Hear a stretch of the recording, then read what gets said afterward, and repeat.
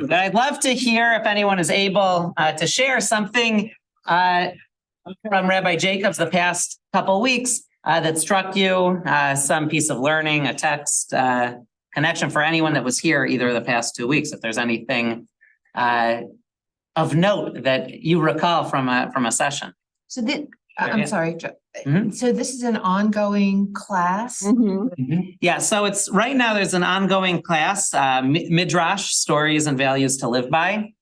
And Rabbi Jacobs is teaching ongoing. Thursdays will always be a lunch and learn. This particular topic is ongoing for now. It won't be indefinite, this particular topic, but a Thursday lunch and learn will be ongoing every Thursday, except for holidays, or as we mentioned, the two right immediately prior to Rosh Hashanah and Yom Kippur. But they're individual, so if you miss one. Okay. They're ongoing, but each is standalone. So you don't need to be at the prior one to be able to be fully participating in the next. Well, I wasn't at any of the previous ones, but I'll tell you what attracted me to this one is I met one of Rabbi Jacobs' teachers at Chautauqua last week. Okay, great. Oh, wow. And so when I saw the title and the description of this particular session today, I said, well, now that I know where he gets it from, I want to know what his how it impacts him. And I just, and it was Ed Feinstein. Great. And he was amazing. He's a great teacher, and we hope to bring him here to B'nai Yeshurun actually at some point, either later this year in the spring or potentially next year. But he's definitely we're in discussion with him as he was a teacher and mentor for Rabbi Jacobs, and actually Rabbi Jacobs grew up in the congregation where he's a rabbi. Yeah. His name is Ed Feinstein. Rabbi Ed Feinstein. Valley Beth Shalom in Encino, California. You want to pass? I think. Yeah.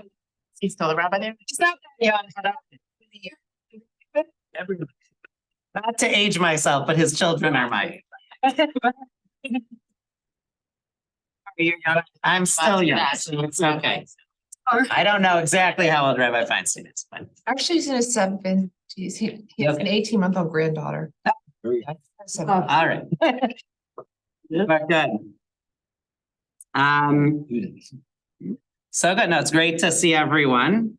And I wanted to focus today. This is a Midrash. Some may be familiar with the Midrash, and we'll look at some other sources connected. But I know in each of the past couple of weeks, we've explored Midrashim that focus on hope or love. If anyone remembers any of the other themes from the past weeks. But I wanted to kind of take a step back and look at the value in Midrash and in Jewish texts of tradition, of rooting ourselves in a tradition of Torah, and a tradition that's divine. And I think about this, the iconic song from Fiddler on the Roof and the beginning, or it's tradition. And why do we do things? Right? Tradition. And often there's not even, there's no knowledge of where things necessarily come from. I want to turn if there's any examples of things that we do. They don't need to be, silly, like, the movie Fiddler on the Roof, but like things that we do because we know it's just what we do. Anyone have any examples of something that we do just because we know that's what's always been done? Yeah. Meat and fish on the same plate. Meat and fish on the same plate. Good. It's not, if you're familiar with this, though, you shouldn't eat meat and fish on the same plate. I don't know if everyone is familiar. That is apparently a tradition, certain communities and not others. So it's true. This particular tradition is a long-standing tradition. You may have heard it, not to have meat and fish on the same plate. That's actually our tradition at the synagogue. We don't enforce individuals not putting meat and fish on their same plate. They're certainly welcome to, but we don't serve them on the same platter. And if we were like having a plated meal, we would have meat and we would have a separate plate. That actually dates back to early Ashkenazi Jewry, I would say. It actually is more serious than that, because they won't serve it at the same table, and they will In some places, they will right. use different silverware, and they will Silverware, they wash the fish silverware. before they serve the meat. In certain places, yes. Yeah, it's very good. So yeah, no, longs, and it's just because we've always done it.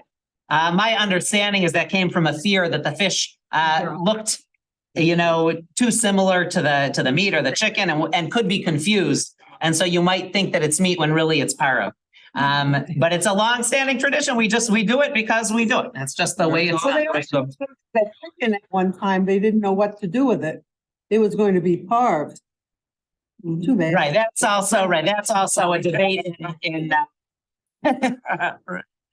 in Jewish history as to how chicken became known as meat and yet eggs and are paro, right? And so that's right. So those are questions rooted in Jewish history The also. milk from the cow is dairy and the cow. And the milk, right? It's worse than the chicken and the. But that's one good example. But there is so much in our tradition that we do just because it's always been, we might say, quote unquote, it's always been done this way. And it doesn't mean there aren't good origins and good reasons, but we do things oftentimes without knowing necessarily what the root is, what the tradition is. And this midrash that I want to look at looks at this tradition and how things change but are rooted in tradition. I'm going to share the screen here so those on Zoom can see, and also if anyone wants to look at the screen as well in person, because it's a little bigger here. Do we have a volunteer that might want to read here? This is Menachot. This is from the Talmud, a midrash, a story about what happened on Mount Sinai when Moses went to Mount Sinai. Rav Yehuda says that Rav says, when Moses ascended on high, he found the Holy One sitting and tying crowns on the letters of the Torah. Moses said before God, Master of the universe, who is preventing you from giving the Torah without these additions? God said to him, there is a man who is destined to be born after several generations, and Akiva ben Yosef is his name. He is destined to derive from each and every thorn of these crowns, mounds upon mounds of halachot. It is for his sake that the crowns must be added to the letters of the Torah. Okay, so pause here for a second. So what's happening here? The midrash and midrash really are stories that help us understand, help bring more clarity, more richness to the text of the Torah.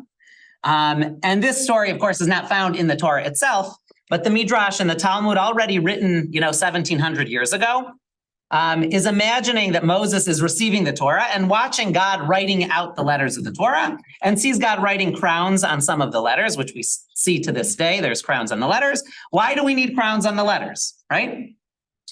And so God in this story from the Midrash is saying the crowns are actually very meaningful. And one day there will be a great Rabbi Akiva, who will see these crowns and be able to interpret Jewish law, halachot, our, Jewish law, and be able to interpret a lot of Jewish law based on the crowns themselves. That not only are the letters and the words critical, but even the crowns on the letters, every single element of the letter itself is critical in understanding Jewish law and Jewish tradition. So Rabbi, Yeah. I'm not taking away anything from that because I know it's coming next. We've studied this one before. But it's interesting to note that the letters that have the crowns on them are not the letters that we would have had at the time the Torah was given, because what we might call Proto-Hebrew now is nothing like the Babylonian letters we use. So good. And we're not going to go into, you may have studied long further down than this. And the Talmud actually goes into a long discussion of which letters have crowns and how the crowns are written and how the different letters are designed. But I mean, it shows you that the rabbis are writing this in their own time when they didn't know anything about Proto-Hebrew. Right. We know. And to be honest, I'm not sure that the rabbis intended their audience to believe that this was actually happening even. There can be some debate about that, whether they really themselves believe this is what actually happened, at the giving of the Torah on Mount Sinai, or whether they're bringing these stories to teach us lessons. And well, I don't want to spoil the fun, so to speak, so maybe I'll hold this until we get to it. But isn't that sort of the whole point of this? Is that whether this actually happened or not, if we imagine that it did, we have a chain of tradition, if you will, to get us to where the rabbis are innovating. No, good, thank you. And so we'll see what happens here. And I know some of you have seen the text. We're not going to read the entire Talmud. The story continues a little longer, but do we have a different reader that wants to read here the second section? Yep. Moses said before God, Master of the universe, show him to me. So I'm going to pause here. This is Moses asking God to see Rabbi Akiva at work. Moses went and sat at the end of the 8th row in Rabbi Akiva's study hall and did not understand what they were saying. Moses' strength waned as he thought his Torah knowledge was deficient. When Rabbi Akiva arrived at the discussion of one matter, his students said to him, "My teacher, from where do you derive this?" Rabbi Akiva said to them, "It is a halakha transmitted to Moses from Sinai." When Moses heard this, his mind was put at ease, as this too was part of the Torah that he was to receive. Good. So I'll just share a couple words and then would love to hear any thoughts here. But imagine, right, Moses is coming into the back of a Beit Midrash, the back of the yeshiva, and has no idea what's going on. You know, I remember signing up one year for a high-level math class in college, and I walked in and had no idea what was going on, and that was the last day that I stepped out and was done with that class. You know, I can picture what? Done with math. Right, that was it for math.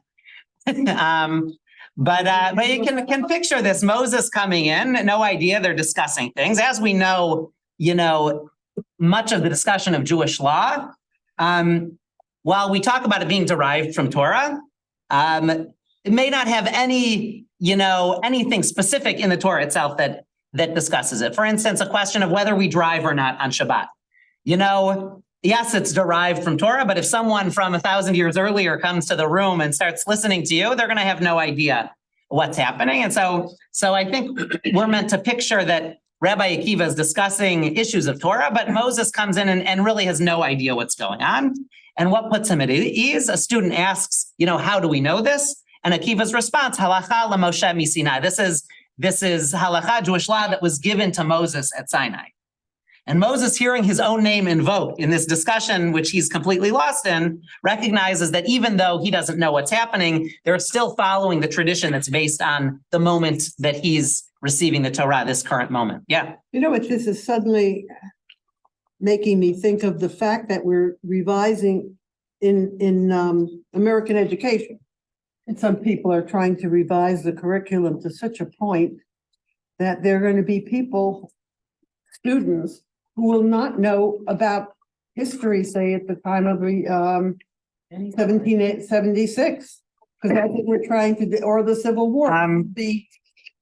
So I don't want to speak, and I don't know specifically, you know, what curriculum is happening, but know the origin. There will be people who do not know the origins. But it's true. Well, to one point, right? I believe that it's important to know our history and to know, you know, history can be seen in through a lot of different lenses. So I don't know specifically what's happening, and everywhere is everyone's doing different things, of course.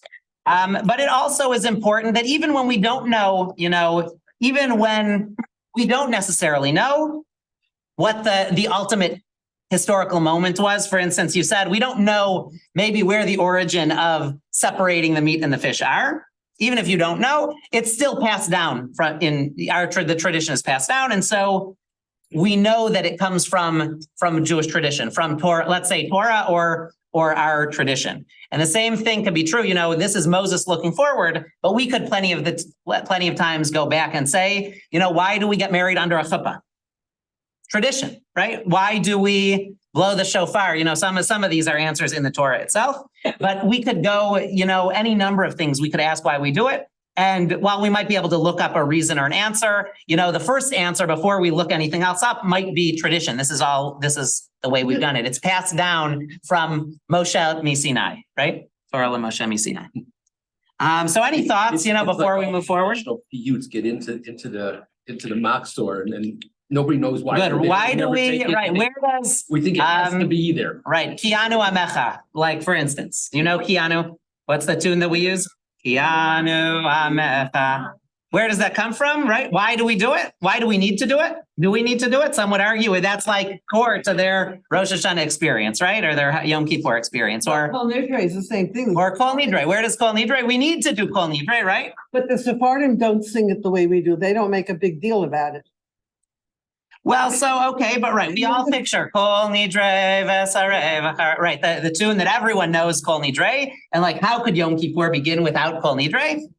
And we did it with marching of the Torahs, which is. And the marching of the Torahs, right? This is, it's like Torah LaMoshe Misinai. How could it be done any other way? But right, in reality, Kol Nidre was in addition to the service. Not that long.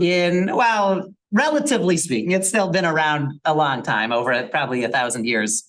Or more, but within the realm of tradition, it was an addition. It wasn't always part of Yom Kippur. It was an addition. Well, and there was an argument whether you could do it or not. And right, early on, before it became kind of so well established, there was a debate whether you should do Kol Nidre, what Kol Nidre means. Compromise done before sundown. Yeah, so Kol Nidre literally means all of the vows. Kol Neder, all of the vows that I'm about to take or that I might take in this coming year, I want to preemptively annul them such that I'm not bound by them. And it's widely believed that this was added in the face of a community that was forced to convert or forced to take on vows that they knew they might be forced to take on vows that they wouldn't that would go against their beliefs. And so that's where this prayer came in. But right, the compromise is actually, we say it right before Yom Kippur comes out because you actually shouldn't be in a court that can annul vows. That's actually something that's forbidden on Yom Tov, on Yom Tov. So we actually say it immediately before Yom Kippur begins. Which means our fast is even longer. And, right, it may add to our fast by a little 20 minutes, but yeah. 26 hours. Yeah. Yeah, what's interesting to me and That very is, so when Rabbi Akiva arrived at the classroom, the students ask him, where'd you get that from? Yeah. I think, and that's timeless. I mean, that's in every classroom, for ages and millennium. The teacher shows up and the students want to know, why do we need to know this? Well, right. But we just asked that here about the chicken and the fish. Right, why do we do it? And this was written 1700 years ago, and they're also still asking, right, why do we do it? Still saying, who told you that? Who said you need to do that? I think I think the answer then, I think the question is, so what's the answer? The answer is he has to have some kind of authority. It has to be. Right, so the authority is given It's on the next section. the authority is given through the Torah that was given to Moses at Mount Sinai, right? I think You can't say I just made it up. Right. right, this is even better maybe on the whole question about chicken being parv or it should have been parv, or maybe once it was parv, or whatever else you want to say. And I always like to go back to Professor, I always get the name wrong, Kramer, thank you, Professor David Kramer, Kramer's yeah. monograph on Jewish eating through the ages, where he gives a very persuasive, well-argued discussion with lots of facts brought to bear that we've discovered either through archaeology, history, or whatever, that these different aspects of kashrut have undulated over the ages, largely around the topic of how much we felt we had to separate ourselves from everybody else, or how much we felt it was safe to be with everybody else. And you can come up with all kinds of explanations for why chicken is meat that do or don't make sense. And you can say, well, it's parv. It's obviously parv. Everybody can tell it doesn't lactate, and you can obviously tell chicken from beef, et cetera, and so forth. Or you can come back to a sociological argument. People were poor in Eastern Europe, or even before Eastern Europe.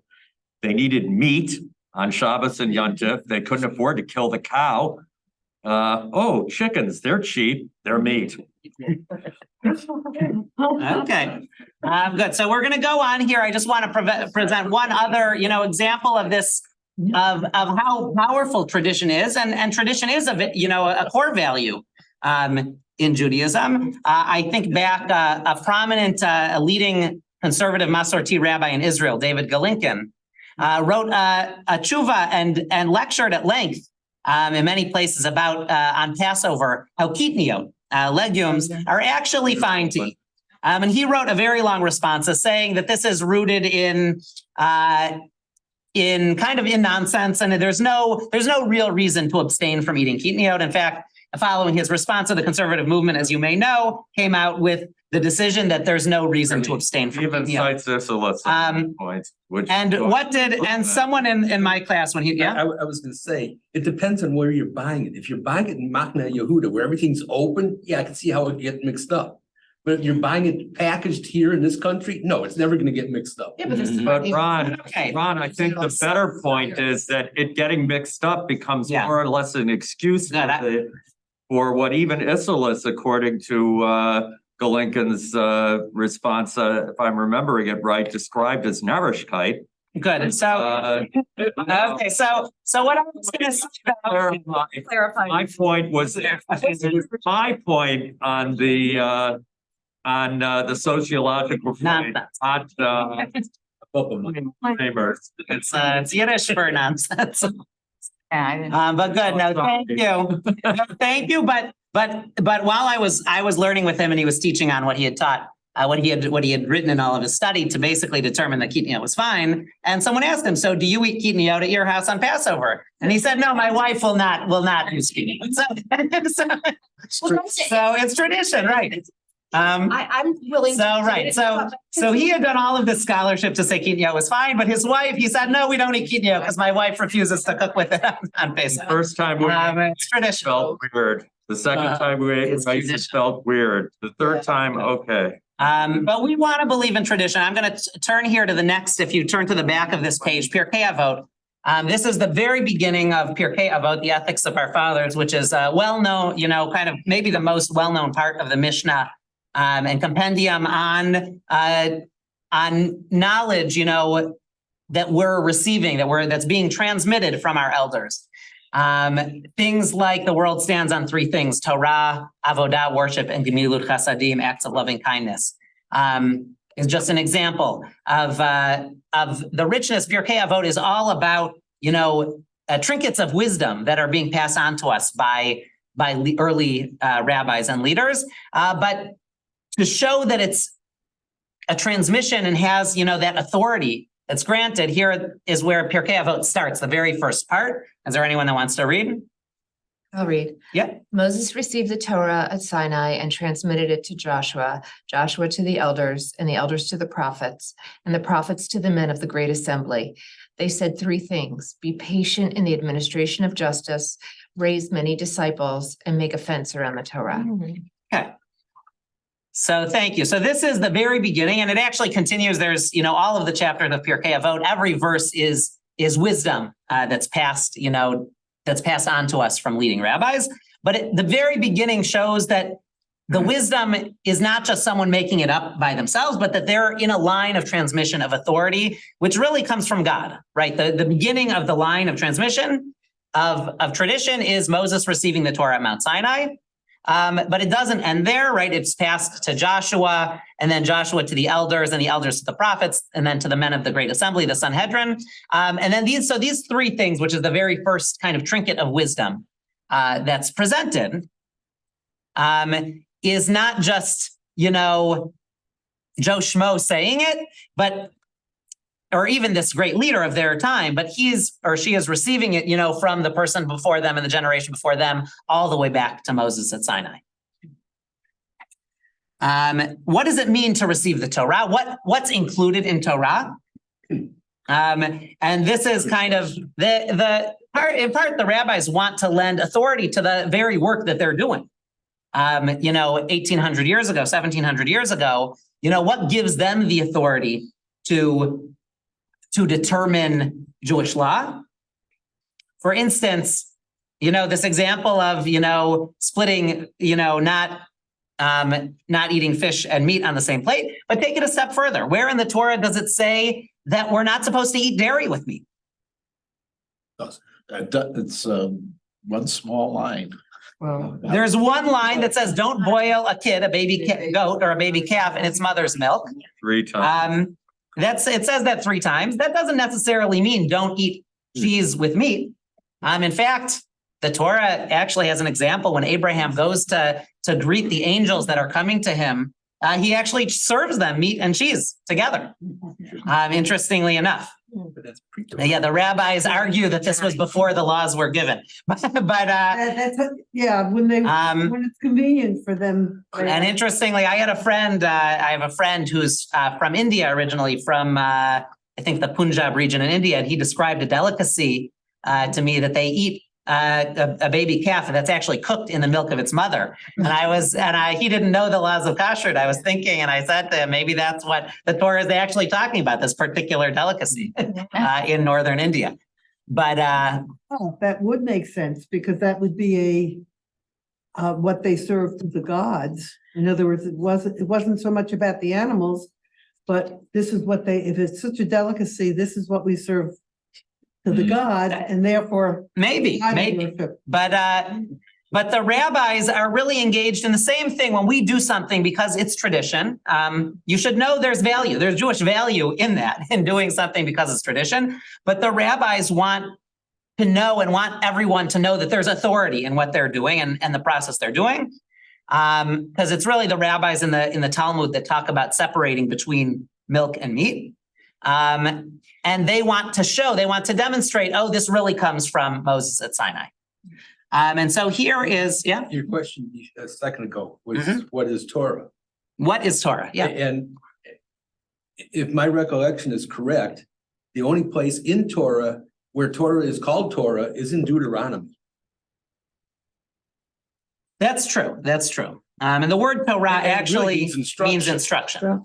So it was. So when the word Torah is used in the Torah, it probably is for saying instruction, not necessarily the Torah as we know it today. Right. I mean, I think it was mostly talking about the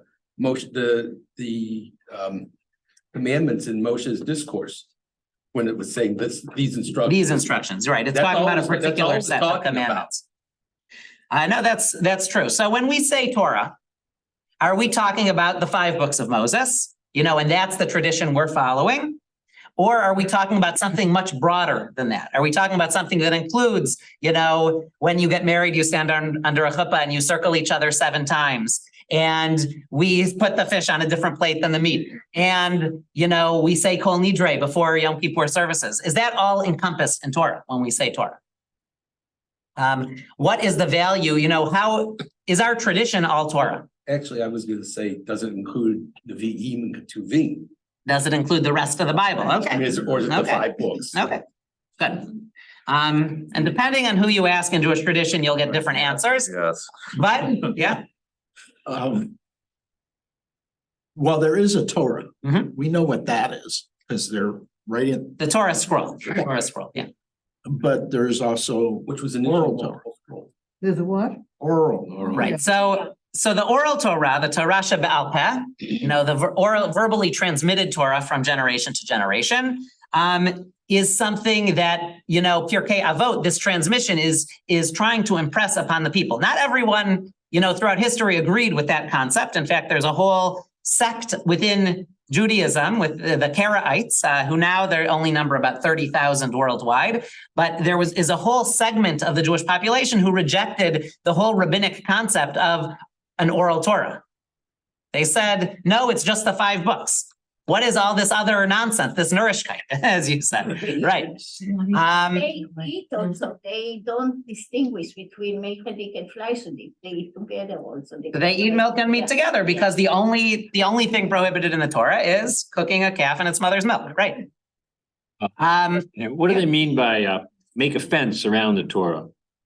Good. So that make a fence around the Torah is something it's quoted throughout the Talmud, and it's used in kind of making the tradition. It's used in actually making sure that you don't do anything that goes against the Torah itself. So for instance, we talked about separating milk and meat. The argument that the Talmud uses is that so as to avoid ever coming close to eating a calf cooked or boiled in its mother's milk, we'll actually completely abstain from eating any milk and any meat together Therefore, there's no chance we'll ever actually violate what the Torah prohibits. And so we're building a fence to make sure that no one ever gets close to to a Torah prohibited item. And the same thing, I guess, is why we have dishes, separate dishes. Right, and that can go on and on, right? That we have separate dishes, so as even further to build an even wider fence around the Torah, to make sure we don't break any law that's distinctly directly in the Torah. So therefore, are all fences stringencies? Yes, yes. You're saying are all fences stringencies, meaning something that's kind of goes beyond the letter of the law? Yeah, in other words, are we gonna make it tougher to make sure we're observing it so we don't make a mistake? And Yes. I'm just, I can't think of an example, but I just wondered, would they always be stringencies? Because it seems to me one of the risks, Debbie and I were talking about this when we pre-read this, is at what point is it stop being a fence and start being a wall? And if it's a wall and it's a really high wall, do you lose sight of the Torah altogether? Oh, those are good questions, but yeah. To me, the concept Then I wanna of come fence back. is that you don't let anything reduce the authority of the Torah, not so much the stringency of it, but that it can remain standing as the ultimate authority. Then you can interpret it different ways, but it is the basis upon which everything else is decided. Right. So no, thank you. Right. The concept of the fence, while there could be arguments about various things and various ways that fences have been built around the Torah, so to speak. The notion and the idea of setting a fence is so that the Torah can remain, authoritative, and that we can always go back, to the Torah and be sure that we're following, the authority of the Torah. Well, I like what Jerry said, because if we're gonna extend the analogy probably too far, I have a nasty habit of doing that. Most fences you can see through, or at least many fences you can see through. So you still have sight of what's of the thing with the authority of which you're supporting, as opposed to most walls or very high fences or board on board fences, et cetera, and so forth, where you can't see it at all, much less get close to it. Good. No, it's an interesting, take on the analogy, Ron, and then we'll come back to the What I next was page. gonna say is that the Mhm. Torah itself tells you not to go to the right, not to go to the left. So it's telling us to be careful, not to be too lenient or too stringent. Just try to stay in the middle to the law. No, and that is true, right? It's in Devarim and Deuteronomy near the end of the Torah. It says, right, don't veer to the right or the left, right? You want to follow the Torah. Don't add and subtract. Don't add and don't subtract. And that's actually, as conservative Jews in our congregation, that's kind of, how we view ourselves. We don't want to veer, too far in any direction to a place where Torah is unrecognizable, right? Or to where we view Torah as unrecognizable. To where we put tie things under the letters and it doesn't understand what they came from. So there's tradition though that's being passed down. And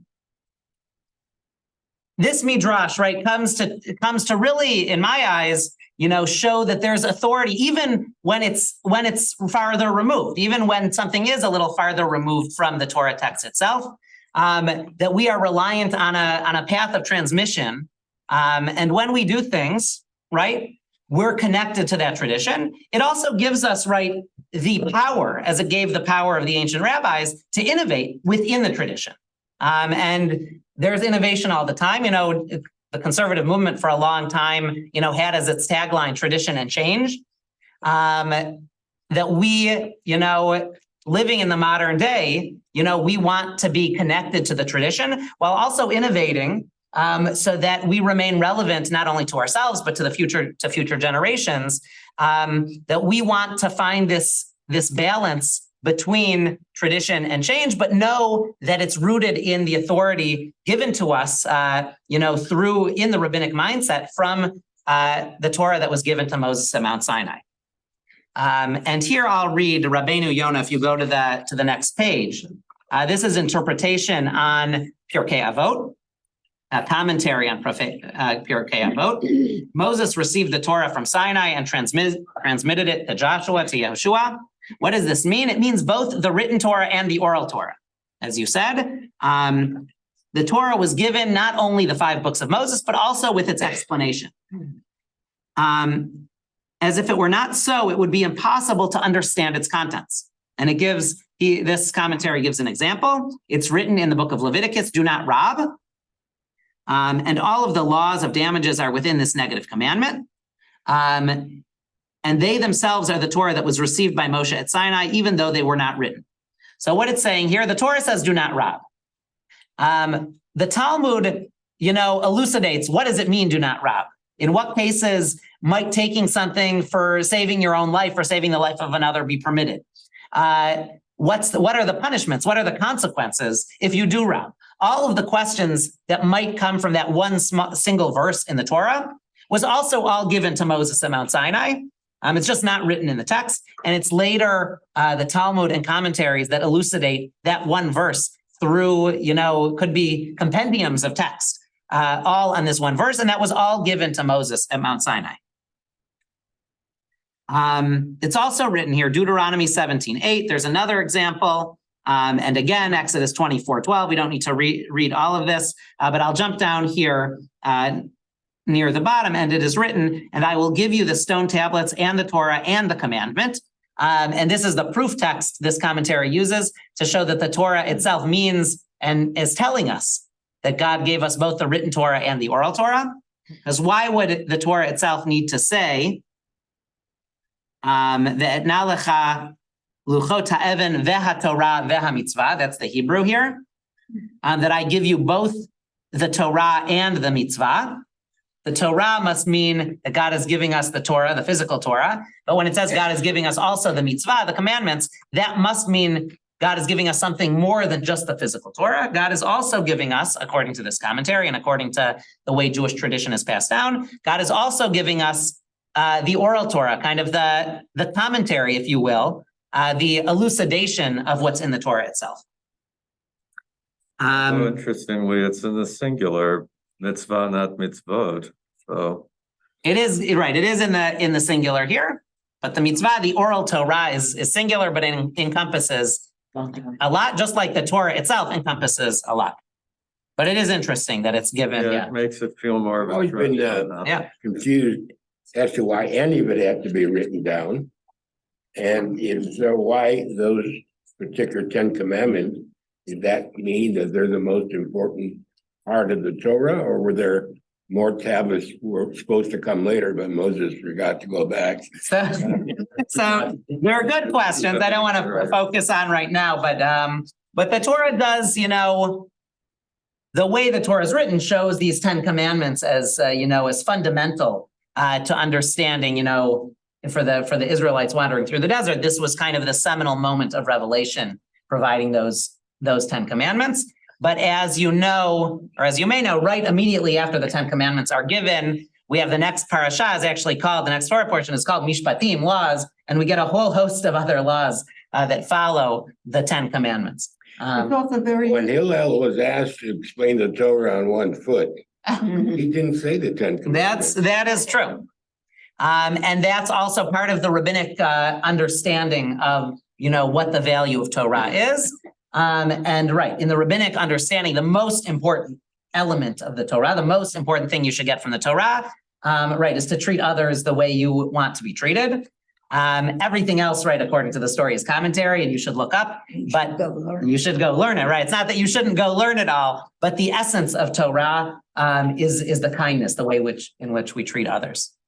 What's interesting is also. Oh. I'm Yeah, giving you all Leila these- and then yes, sir. giving you all these cartoons, and a lot of the cartoons, there are a lot of cartoons with the picture of Moses and the 10 Commandments.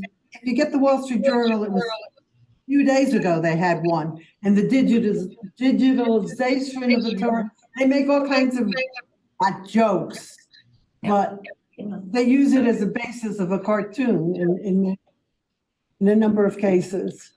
Good, yes. So Nelson, it sounds like Nelson always. No, this again. You have to buy No, them. I was asking, we also build a fence around tradition. So I was thinking of Why does a chicken have to be kosher? How can it be kosher? That's added something to what a chicken is. Way it's killed. Good question. Look, the chicken, right, the way it's slaughtered is determines that the chicken is kosher. You may know turkey is not listed in the Torah at all, actually, which led some early. That's the fundamental question he's really asking is how do you know which birds are which? All right, how do you know which birds are kosher?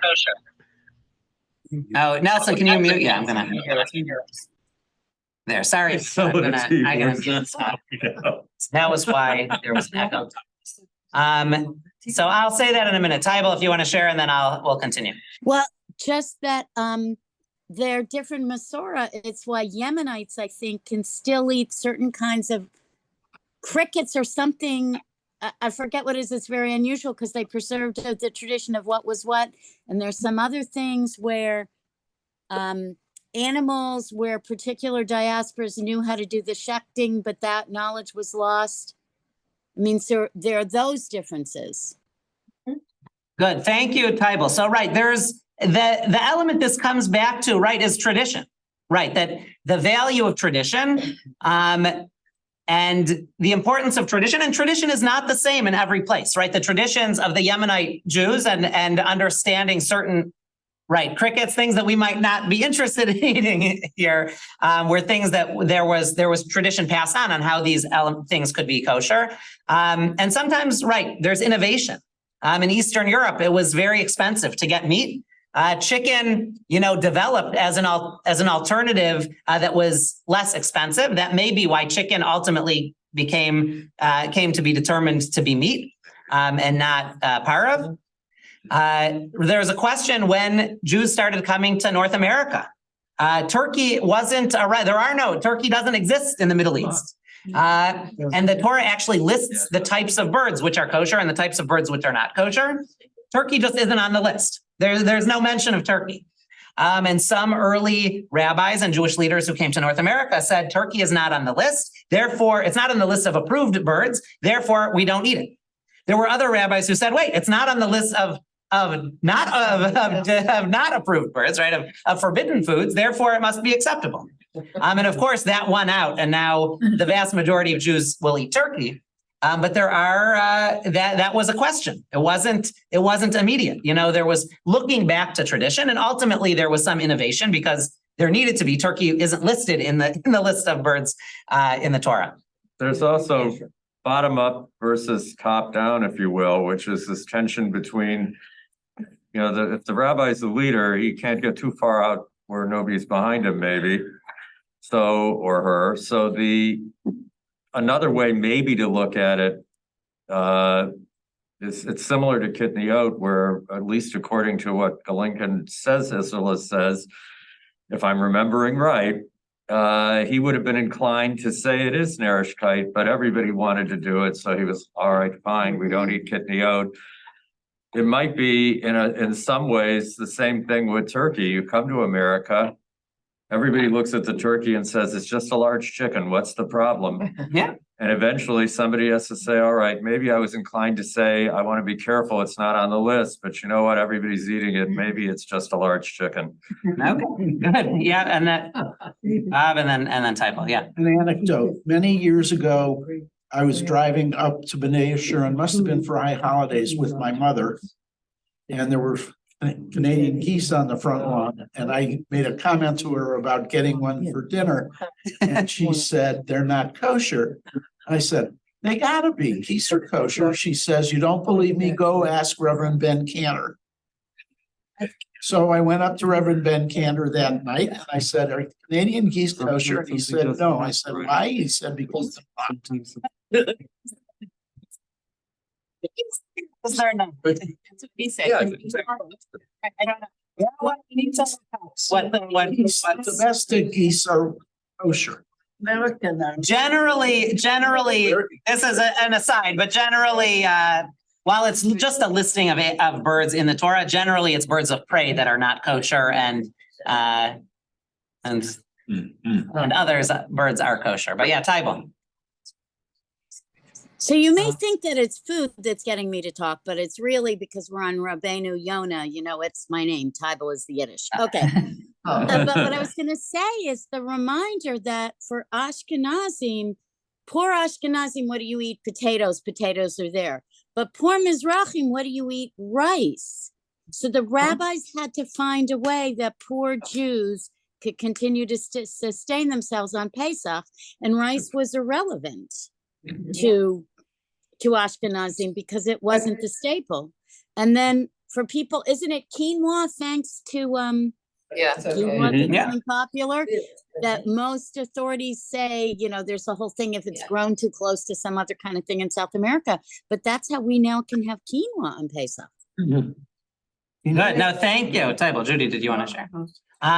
In Africa, the Mizrahi, at least Rabbi Shoshana had pointed out that they know how to take out the vein, and they had to learn how to do it because they needed every piece of the meat. They had nobody to take the rest of the meat. Right. So to give the rest of the meat to. So that was, Yeah, mother taught me how to do it. My grandfather. yeah. And I have a feeling, I was just telling him that it's Tzvi Hirsch Chayes in like the 1850s who also said that Kitniyah was okay. And that's the basis of the Lincolns. of the tshuva, of the response. So it may have been because somebody needed to have. But so this is a great, you know, I want to, because I think this is a great segue here. If we turn to the back side of the last page here, and I put it up on the screen as well. We are rooted in tradition. The rabbis, you know, wanted everything they said. It was important that everything is rooted in Torah, that everything is rooted in tradition. They look back to the tradition to guide our lives. And they give us this Midrash, you know, demonstrates the value of tradition, of building our lives and building the meaningful moments and the elements of our lives on a tradition passed down in our eyes from God, from Moses at Sinai. But as you're mentioning, right, sometimes the process needs to go in reverse. Sometimes the rabbis needed to make a decision for the livelihood of their community. Kitniyot and eating rice, or in a community you didn't need to eat rice, is actually a great example of this. The rabbis needed to make a determination that allowed their community to live. There's actually there's a story and a tshuva, a responsa written in, I think, the 1600s. There was a shochet, a slaughterer, that was tried to charge outrageous prices for meat in their particular community. I need to get the exact source. And the rabbi of the community saw that it was basically not allowing people to really live and afford meat. And the rabbi in the community actually wrote a responsa that said that because of the outrageous prices that are not allowing our people to live until the price of meat goes down, actually gave a permission for the Jews in that community to get the non-kosher meat, which is a fascinating statement, but it's basically saying that the permission to live and basically telling this shochet, who eventually lowered their prices in response, recognizing that this rabbi was Paskening was making Jewish law on the basis of these Jews need to live. And if im ein kemach ein Torah, we say if there's no sustenance, there's no Torah. And basically, in doing so, forced the shochet to lower their prices, but went to an unbelievable effort and clearly went against what the tradition of Torah was, but did it in service of what he believed was Torah, that you need to allow people to live. You can't have someone pricing you out of existence. We have a much more recent example. It's only 3 years old. Services on Zoom. It's true. No, it's true. There's a whole teshuva about it. There's a whole tshuva, and it's a great example that in modern days, right, that we kind of modified our understanding of the law to meet the needs of the time when COVID hit. But it's always said, pikuach nefesh doche Shabbat. Right. Right. So the right of living is more important than some of the mitzvot. yeah. Well, so right. This is a question of how you interpret pikuach nefesh. Is just not eating meat okay? Right. Or right. Would it be okay to not be able to have services because we don't have the ability to Zoom and connect? So interpreting what it means, pikuach nefesh, what saving a life, is it just about physically saving the life? Is it about sustaining connections? What does that mean? And that can be reinterpreted throughout the ages. Yeah.